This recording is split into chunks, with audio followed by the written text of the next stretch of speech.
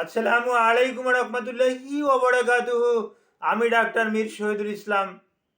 আমার চেম্বার থেকে আমি সংযুক্ত হয়েছি। আর চেম্বারটা আমার গ্রেটার শেখঘাটের শেখঘাটের শেখঘাটটা সিলেটের একটা অন্তর্গত একটা ঐতিহ্যবাহী এলাকা। এখান থেকেই আমি আপনাদের মাঝে সংযুক্ত হয়ে যাই। আর এই চেম্বারেই আমি আমার রোগীদেরকে সেবা যত্ন দিয়ে থাকি। যারা সরাসরি আমার চেম্বারে এসেছেন তারা দেখেছেন, দেখে গিয়েছেন। আর যারা এ পর্যন্ত আসেননি, রোগ থাকলে আসতে হবে এমন কোনো কথা নাই।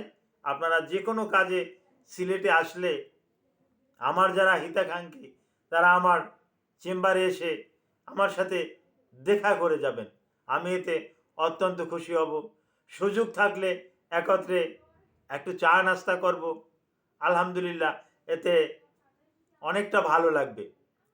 জি দর্শক শ্রোতা, একটা গুরুত্বপূর্ণ রোগ নিয়ে আলোচনা করব। শীতকালে এই রোগটা বেশি বেশি হয়ে থাকে। কারো কারো ক্ষেত্রে হাত পা ঠান্ডা হয়ে যাওয়া, আবার তাৎক্ষণিকভাবে হাত পাটা গরম হয়ে যাওয়া।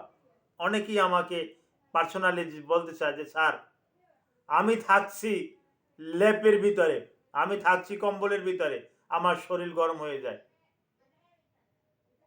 কিন্তু পা বেশি গরম হয়ে যায়, পাটাকে একটু বাইরে রাখতে হয়।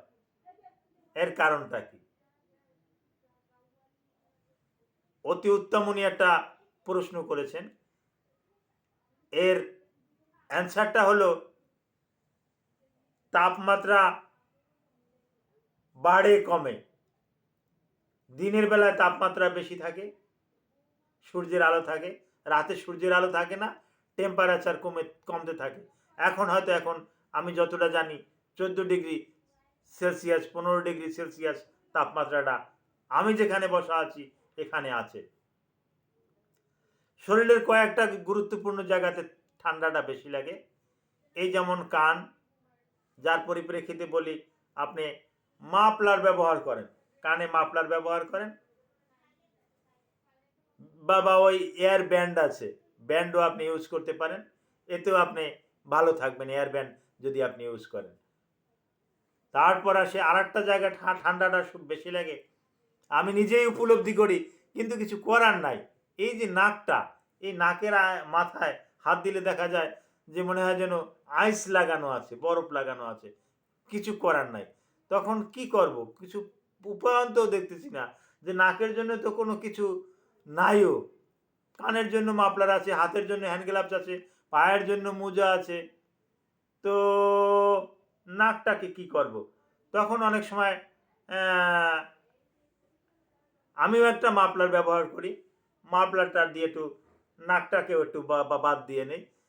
10 মিনিট 15 মিনিট থাকলে এরকম হয়, এবং মোটর সাইকেল চালাতে গেলে এরকম হয়। তো হেলমেট পরি, হেলমেটের ওই যে শাটারটা ডাউনে রাখি, যার পরিপ্রেক্ষিতে বাহিরের বাতাস স্পর্শ করতে পারে না। আপনারাও যারা এই শীতে মোটর সাইকেল চালান তখন হেলমেট ব্যবহার করবেন, হ্যান্ড গ্লাভস ব্যবহার করবেন, যার পরিপ্রেক্ষিতে আপনাদের এই সমস্যাটা আর হবে না। আর যে কথাটা বলেছিলাম যে অনেকে ঘুমানোর পর হাত পা জ্বালা পোড়া করে, বেশিরভাগ ক্ষেত্রেই বলে হাত পা জ্বালা পোড়া করে। হাত পা জ্বালা পোড়া করার কতগুলো কারণ আছে, তার ভিতরে কতগুলো রোগও হতে পারে। এটা পরীক্ষা নিরীক্ষা ছাড়া বলা যাবে না, তবে পরীক্ষা নিরীক্ষা করে যেগুলো পাই সেগুলোই আমি বলতেছি। তার ভিতরে অন্যতম এই যে আমাদের এখানে গ্ল্যান্ড আছে, এই থাইরয়েড গ্ল্যান্ডের সমস্যা। এখানে হাইপোথার্মিয়া, হাইপো থাইরয়েডিজম হতে পারে, হাইপোথাইরয়েডিজম হতে পারে, বা হাইপার থাইরয়েডিজম হতে পারে। এ দুটোর কারণে হাত পা জ্বালা পোড়া বেশি করে। এখান থেকে যে হরমোনটা সেক্রেশন হওয়ার কথা, সে হরমোনটা বেশি হতে পারে, কমও হতে পারে, তার তারতম্য ঘটে গিয়ে ওই পেরিফেরালে, পায়ে কিন্তু এই তারতম্যটা ঘটে। আবার আর একটা সমস্যা, পায়ে কিছু নার্ভ থাকে, এই বিশেষ কারণে এই নার্ভগুলো দুর্বল হয়ে গেলে ডায়াবেটিস রুগীদের এটা হয়, বয়স্ক রোগীদের ক্ষেত্রে এটা হয়। যারা ডায়াবেটিস আছেন তাদের হাত পা জ্বালা পোড়াটা বেশি বেশি করে, দেখবেন তাদের সাথে একটু আলোচনা করে দেখবেন, তারা বলবে যে আমার হাত পা বেশি বেশি জ্বালা পোড়া করতেছে, আমি সহ্য করতে পারতেছি না। তাদের ক্ষেত্রে এই সমস্যাটা বেশি হয়ে যায়, তাদের নার্ভটা একেবারে দুর্বল হয়ে যায়, নার্ভটা মরেই যায় এক রকমের। আবার কারো কারো ক্ষেত্রে আছে ব্লাড ভেসেল, যেমন হার্ট অ্যাটাক করে, ব্রেন স্ট্রোক করে, অনুরূপ কিন্তু শুনলে আশ্চর্য হয়ে যাবেন, পাও স্ট্রোক করে, হাতও স্ট্রোক করে, প্যারালাইজড হয়ে যায়।